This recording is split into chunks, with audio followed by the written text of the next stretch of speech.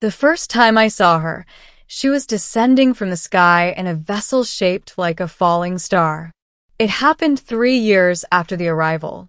Humanity had already survived the initial shock, the broadcasts, the impossible images of alien craft hovering silently in Earth's orbit, the worldwide debates about invasion versus diplomacy. The Sorellians, as we came to know them, did not land with weapons blazing.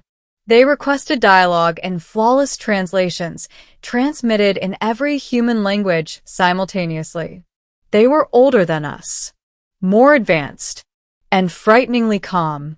The day Queen Alindra stepped onto Earth's soil, the world held its breath.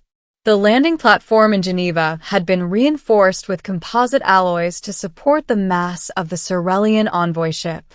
I stood among a carefully selected delegation of scientists, diplomats, and cultural advisors.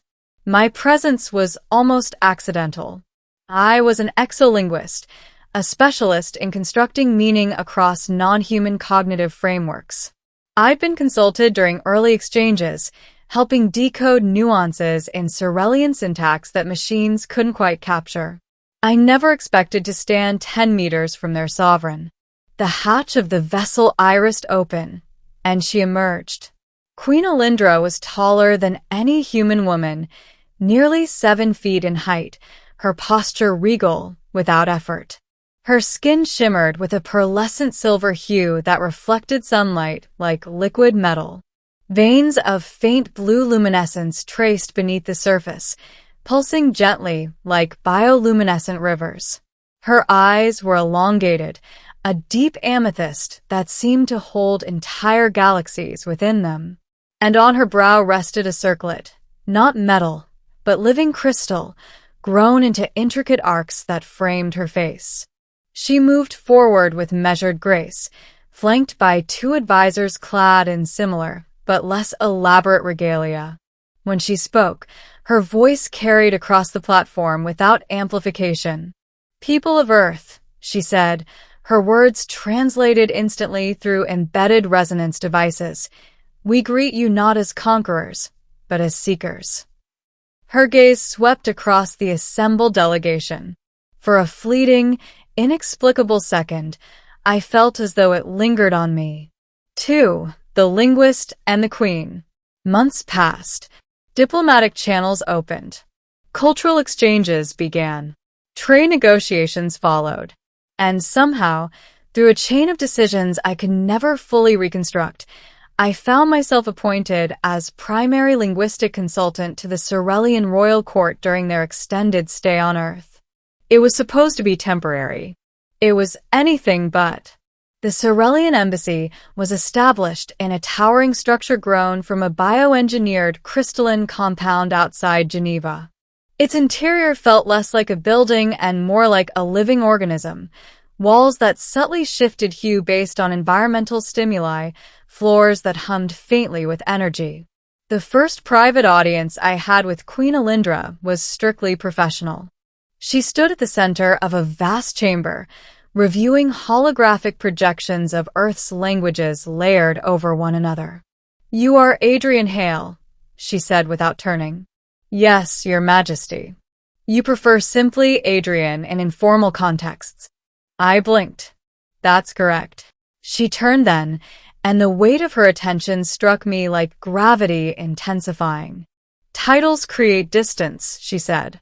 "Distance obstructs understanding." "That's surprisingly human of you." A faint flicker passed over her features. Amusement? Irritation? It was difficult to tell. "We have observed your species for decades," she replied. Surprising similarities emerge. Our sessions became frequent. She was fascinated by idioms, how humans could say one thing and mean another entirely. She asked about metaphors, about irony, about love poems. Especially love poems. "You describe love as surrender," she noted one evening, studying a projection of Shakespearean sonnets. "Yet also as battle." "We're complicated," I said. "So we have observed." There was something different about her in those private moments. The rigid formality softened. Her questions became less academic, more personal. What would compel a human to unite their life with another's? She asked once. Trust, I answered. Shared values. Emotional connection. And biology? That too. She studied me in silence, her luminous veins pulsing faintly brighter. Biology can be modified, she said carefully. I frowned slightly. Why would it need to be? Her gaze shifted away. No reason. 3. The proposal that wasn't. The announcement came without warning. A joint press conference had been scheduled to discuss expanded cooperation between Earth and the Sorellian Empire. I stood near the back of the chamber, prepared to assist with translation if needed. Queen Alindra stepped forward, her circlet gleaming beneath the lights. In the interest of strengthening unity between our civilizations, she declared, I propose a symbolic union. Murmurs rippled through the crowd. A union, she continued, between our throne and a representative of your species. Silence fell like a dropped curtain. My stomach tightened. She turned her head slightly. Her gaze found mine. The individual I have chosen, she said, is Adrian Hale. The world fractured into noise. Reporters shouted questions. Diplomats exchanged alarmed whispers. Cameras pivoted in my direction. I couldn't breathe. Afterward, chaos reigned. Security ushered me into a private chamber within the Sorellian embassy. Minutes later, the doors parted and Alindra entered alone. What have you done? I demanded, my voice shaking despite my effort to steady it. She regarded me calmly. I have acted in accordance with Sorellian custom. You proposed marriage without asking me. It is not a proposal as you define it, she said. It is declaration of intent. That's worse. A flicker of something, confusion, crossed her face. In my culture, she explained, a sovereign selection of consort is guided by resonance, compatibility, strategic alignment. I'm not a strategic alignment. I'm a person. You are both. I ran a hand through my hair. You can't just decide this for me. Her luminous veins brightened slightly. You misunderstand, she said, her voice tightening. This union would elevate your species. It would ensure peace for generations. And what about me? I shot back. What if I don't want to marry an alien queen? The words hung between us like a blade. Her posture stiffened. Are you rejecting me? She asked, and for the first time, there was something undeniably vulnerable in her tone. I'm saying I deserve a choice. Silence stretched. Then she turned away, her back rigid. How can I marry a human? She whispered, not to me, but to herself. The words were barely audible, and they were not spoken in arrogance. They were spoken in anguish. 4. The breaking point. The next days were a storm. Earth's governments were divided. Some saw the proposed union as a masterstroke of diplomacy, others as a dangerous entanglement. Conspiracy theories flourished. Religious leaders denounced the idea. Social media exploded. Meanwhile, I was effectively confined to the embassy under protective custody. Alindra avoided me. When we finally confronted each other again, it was not in the grand hall, but in a secluded observation chamber overlooking the Alps. She stood before the transparent wall, staring at snow-capped peaks. Why me? I asked quietly. Because you speak truth to me, she replied without turning. Because your mind does not fracture under the weight of difference. Because when I stand near you, my neural patterns stabilize. That sounds biological. It is.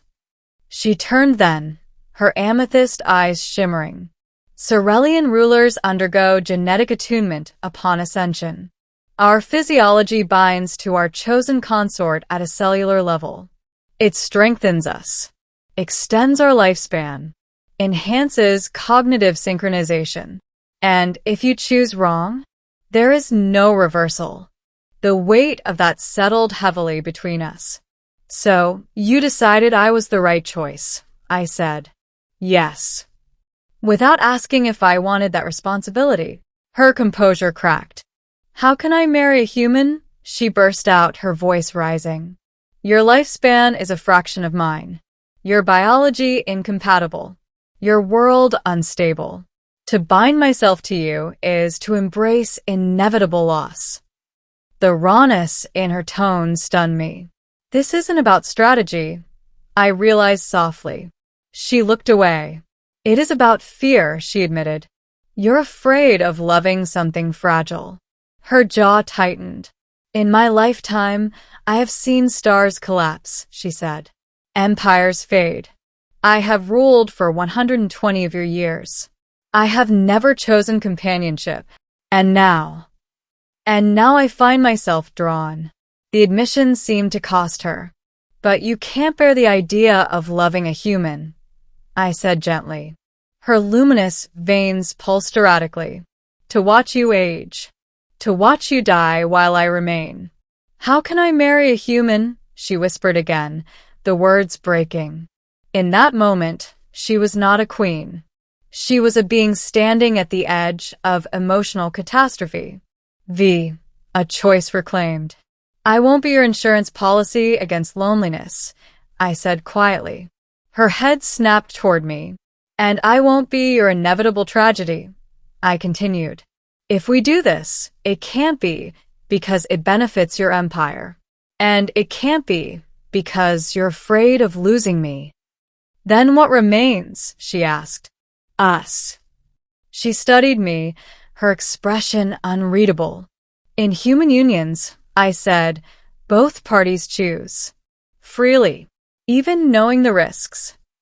You would choose mortality? She asked. I already have it. She stepped closer. There is an alternative, she said slowly. What kind of alternative? Our scientists have been studying your genome. There are methods to extend human lifespan, to stabilize cross-species bonding. You're talking about altering me? Yes. And what would that cost? She hesitated. You would no longer be entirely human. A chill ran through me. So the solution to your fear is to change me. It is a solution. It's not the right one. Her expression darkened. You would rather die?